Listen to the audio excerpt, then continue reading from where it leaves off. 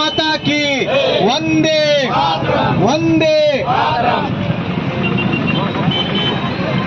ಬಾಂಗ್ಲಾ ವಿರೋಧಿಗಳನ್ನ, ದೇಶದ್ರೋಹಿ ಬಾಂಗ್ಲಾ ವಲಸಿಗರನ್ನ, ದೇಶದ್ರೋಹಿ ಬಾಂಗ್ಲಾ ವಲಸಿಗರನ್ನ, ದೇಶದ್ರೋಹಿ ಬಾಂಗ್ಲಾ ವಲಸಿಗರನ್ನ.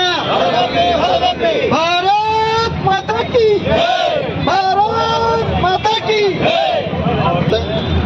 ನಮ್ಮ ಈ ಮನವಿಯನ್ನು ನಾನು ಜಿಲ್ಲಾಧಿಕಾರಿಗಳಿಗೆ ಸಲ್ಲಿಸಿ ಮುಂದಿನ ಕ್ರಮ ಜರುಗಿಸಲು ಪ್ರಸ್ತಾವನೆಯನ್ನು ಸಲ್ಲಿಸಲಾಗಿದೆ. ತಮಗೆಲ್ಲ ಮತ್ತೊಮ್ಮೆ ಧನ್ಯವಾದಗಳು.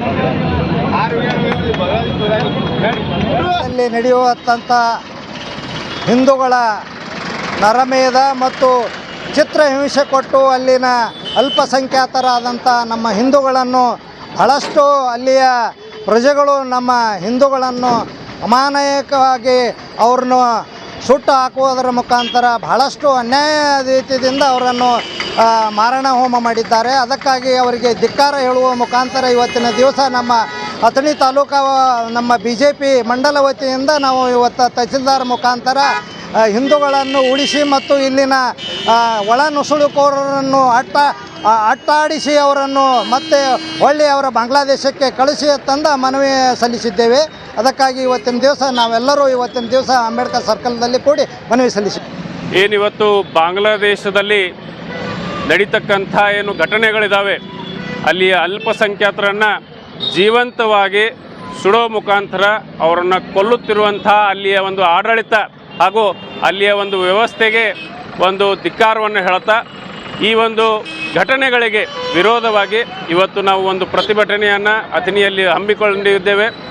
ಅದರ ಜೊತೆ ನಮ್ಮ ಬೇಡಿಕೆ ಏನಂತಂದರೆ, ಅಥಣಿ ತಾಲೂಕಿನಲ್ಲಿ ಏನಾದರೂ ಬಾಂಗ್ಲಾದೇಶಿಯರು ವಲಸಿಗರು ಇಲ್ಲೇನಾದರೂ ಬಂದಿದ್ದೇ ಆದರೆ ಅವ್ರನ್ನ ತಕ್ಷಣ ಹುಡುಕಿ ಅವ್ರ ಮೇಲೆ ಕಾನೂನು ಕ್ರಮ ಕೈಗೊಳ್ಳಬೇಕು.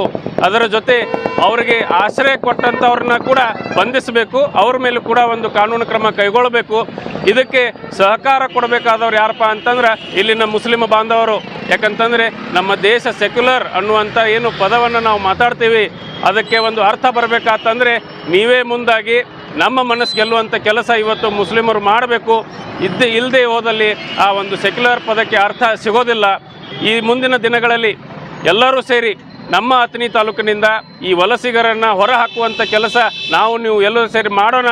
ಅದಕ್ಕೆ ನಾವು ಕೂಡ ಸಹಕಾರ ಮಾಡಬೇಕು. ಯಾಕಂತಂದರೆ ಧಾರ್ಮಿಕ ಸ್ಥಳಗಳಲ್ಲಿ ಇಂಥ ಒಂದು ಚಟುವಟಿಕೆ ನಡಿಬಾರ್ದು ಅಂತಂದರೆ ನಾವೆಲ್ಲ ಧಾರ್ಮಿಕ ಸ್ಥಳಗಳ ಬಾಗಿಲುಗಳನ್ನು ತೆಗೆದು ಇಡೋಣ. ಪರೀಕ್ಷೆ ಮಾಡೋಕ್ಕೆ, ಪರಿಶೀಲನೆ ಮಾಡೋಕ್ಕೆ ತಾಲೂಕು ಆಡಳಿತಕ್ಕೆ ಸಹಕಾರ ಮಾಡೋಣ, ಪೊಲೀಸ್ ಇಲಾಖೆಗೆ ಸಹಕಾರ ಮಾಡೋಣ. ಒಳಗೆ ಏನಾದರೂ ಅಂಥ ಒಂದು ಚಟುವಟಿಕೆ ನಡೆದಿದ್ದರೆ ಅವ್ರನ್ನ ತಕ್ಷಣ ಬಂಧಿಸಿ ಅವ್ರ ಮೇಲೆ ಕಾನೂನು ಕ್ರಮ ಕೈಗೊಳ್ಳುವಂಥ ಒಂದು ಕೆಲಸ ನೀವು ಎಲ್ಲರೂ ಸೇರಿ ಮಾಡೋಣ ಅನ್ನುವಂಥ ಮಾತನ್ನು ಹೇಳ್ತೀನಿ.